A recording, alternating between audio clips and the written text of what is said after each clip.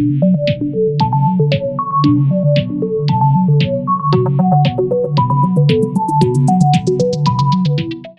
నా ఇల్లేగా, మా ఇంట్లోనే ఉన్నాను, హైదరాబాద్లో ఉన్నాను.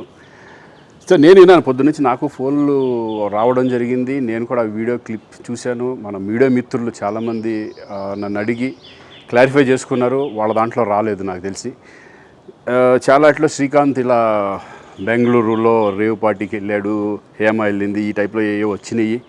నిజంగా నాకు నవ్వు వచ్చింది. ఇంట్లో వాళ్ళందరూ నవ్వుకున్నాం.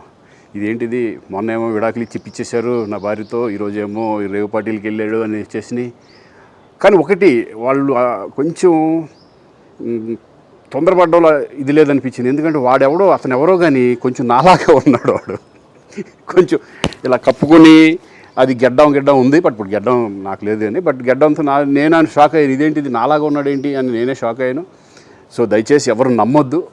ఎందుకంటే రేవ్ పార్టీలకి వెళ్ళే కల్చర్ నాది కాదు, పబ్ కల్చర్ మనిషిని కాదు నేను. ఒక్కోసారి బర్త్డే పార్టీలకి వెళ్తాము, ఒకవేళ తెలియకుండా ఏదైనా వెళ్ళినా ఒక హాఫ్ అన్ అవర్ నుండి వచ్చేస్తాం తప్పితే అటువంటి ఏమీ లేదు. రేవ్ పార్టీ ఎలా ఉంటుందో కూడా నాకు తెలియదు. సో దయచేసి ఎవ్వరూ ఈ విషయాన్ని నమ్మొద్దు. హ్యాపీగా నేను హైదరాబాద్లో ఉన్నాను, మా ఇంట్లోనే. ఇప్పుడు మా ఇంట్లో నుంచే నేను ఇది చేస్తున్నాను. సో దయచేసి మీడియా మిత్రులందరికీ కూడా నేను చెప్పేది ఏంటంటే, ఏ విషయం కరెక్ట్గా తెలుసుకోకుండా మీరు కూడా థంబ్నైల్స్ పెట్టేసేసి, నా బొమ్మ వేసేసి రేవ్ పార్టీలో పట్టుబడ్డ శ్రీకాంత్ ఈ టైప్లో వేస్తున్నారు. కాబట్టి దయచేసి ఎవరు నమ్మొద్దు.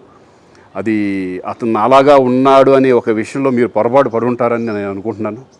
దయచేసి అది నేను కాదు. Thank you. ఇటువంటి అన్నీ కూడా నిజంగా కొంతమంది, వాళ్ళందరికీ నిజంగా థ్యాంక్స్ చెప్పుకుంటున్నాను నేను.